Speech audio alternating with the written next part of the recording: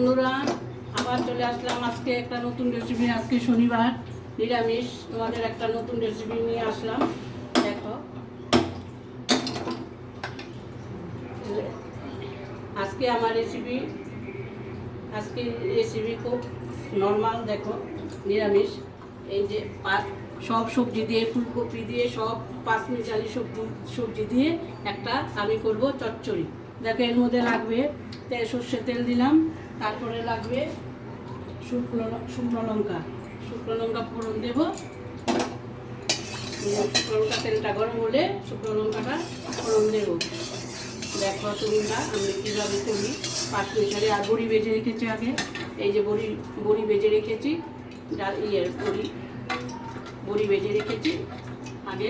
বড়িটা ভেজে রেখেছি, চচ্চড়ি বলে দেবো। পাঁচমিশালি চচ্চড়িটার মধ্যে এখন এই যে তেলটা গরম হলে শুকনো লঙ্কাটা দেবো। দেখো বন্ধুরা, আমি কীভাবে করছি। তেলটা গরম হোক, তারপরে দেবো শুকনো লঙ্কা।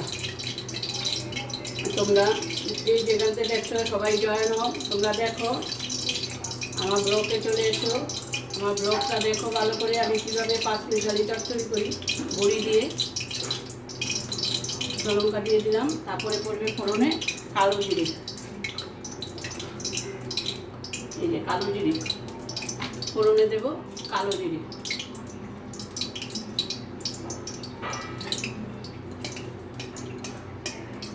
তেলটা একটু কালো হলে কালো জিরেটা দিয়ে দেবো।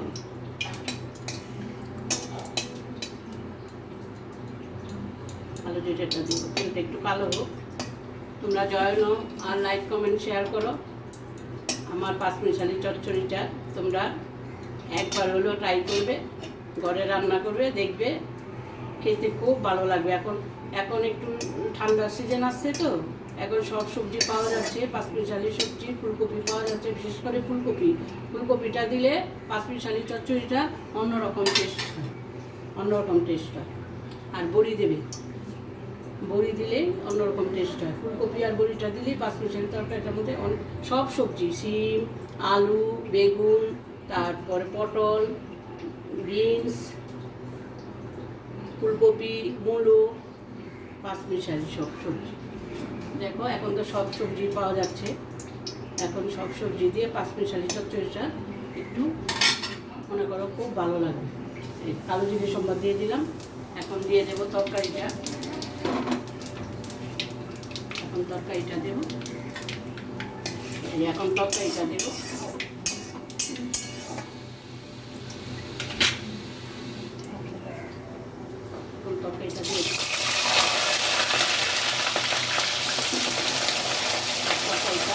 ধুয়ে পরিষ্কার করে রেখেছি। এখন সব কিছু দেখা তো সম্ভব না, ওইগুলো আমি সব রেডি করে নিয়ে তোমাদের সামনে তুলে দেবো। চচ্চড়িটা ভালো করে ধুয়ে সব সবজি, পাঁচমিশালি সবজিটা একটু ভালো করে ধুয়ে রেখেছি। এখন সব এক এক করে দিয়ে দেবো।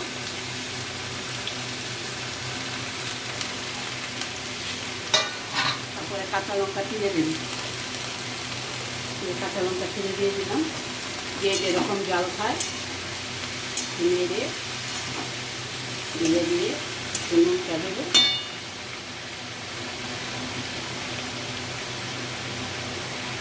এক চামচ নুন দিয়ে দিলাম।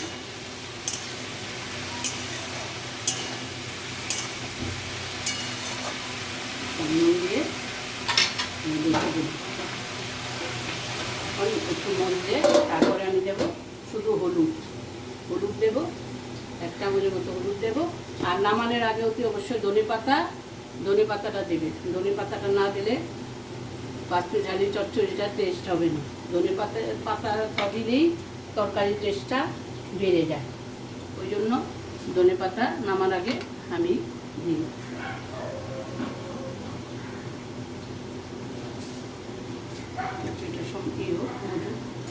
আর একটু বন্ধুরা একটু চিনি দেবে, একটুখানি স্লাইড। আমরা তো মিষ্টি তরকারি খাই না, স্লাইড চিনি দিই স্বাদ হওয়ার জন্য, টেস্ট হওয়ার জন্য চিনিটা একটু দিই।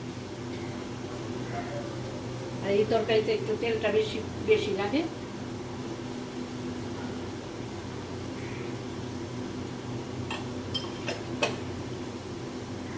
নুনটা দিয়েছি, এখন মজে যাবে। নুনটা দিয়েছি, এখন মজে যাচ্ছে। তারপরে দেবো, এখন মজে গেছে, এখন হলুদটা দেবো। নিরামিষ তরকারিতে সবসময় হলুদ অল্প দেবে, আমি 1 চামচ হলুদ দিই, সবসময় হলুদটা কম দেবে।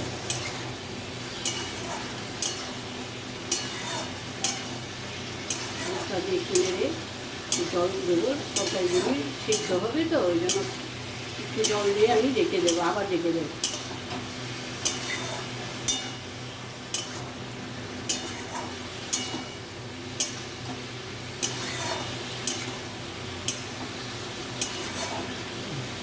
বড়িটা যে করে রেখেছি, এই যে ভেজে রেখেছি, বড়িটা এর সঙ্গে দেবে, সিদ্ধ হয়ে যাবে।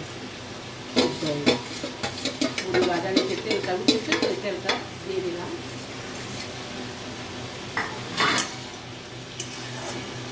একটু একটু জল দেবো, তরকারিটা সবজিটা যেন ভালো করে সিদ্ধ হয়। একটু জল দিয়ে দিলাম, তারপরে জল দিয়ে আর একটু নুন দিয়ে ঢেকে রাখবো। নুনটা যদি কম হয় এই জন্য একটু নুনটা দিয়ে ঢেকে রাখবো।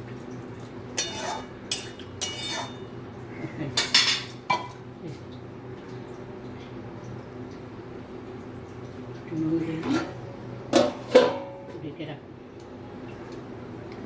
ঢেকে এটা সিদ্ধ হবে। এখনকার কোথা থেকে দেখছো আমার ব্লগটা, কমেন্ট, শেয়ার, লাইক করবে যদি তোমাদের ভালো লাগে, আর আমার চ্যানেলটাকে সাবস্ক্রাইব করে দেবে। তোমরা পাশে থেকো, তোমাদের যেন আমি নতুন নতুন রেসিপি সবসময় তুলে তোমাদের সঙ্গে শেয়ার করতে পারি। আমাকে সেই সুযোগটা দেবে। আর তোমরা আমি যেভাবে যে কটা রেসিপি দিয়েছি ওইভাবে তোমরা ঘরে করবে, একবার হলেও ট্রাই করবে, তোমাদের ভালো লাগবে। এখন তো শীতের সিজনে অনেক রকমের সবজি পাওয়া যাবে, এই সবজি দিয়ে এই চচ্চড়িটা করবে। এই সবজিটা একটু করবে বাড়িতে, দেখবে তোমাকে ভালো লাগবে। আমি যেভাবে করেছি সেভাবেই করবে, যেরকম জাল দেবে, জাল খাবে সেইভাবেই জাল করবে। জাল দেবে, লঙ্কা দেবে, লঙ্কাটা চিড়ে দেবে। বেশি ঝামেলা নেই তরকারিটা, নর্মাল, একদম নর্মাল তরকারিটা। শুধু একটু হলুদ আর লঙ্কা, আর কিছু লাগবে না। আর নুন, স্বাদ মতো নুন দেবে, আর একটু চিনি দেবে। সিদ্ধ হয়ে গেলে একটুখানি চিনি দেবে। আর নামার আগে একটু ধনেপাতা ছিটিয়ে দেবে, ধনেপাতা ছড়িয়ে দেবে, ভালো লাগবে।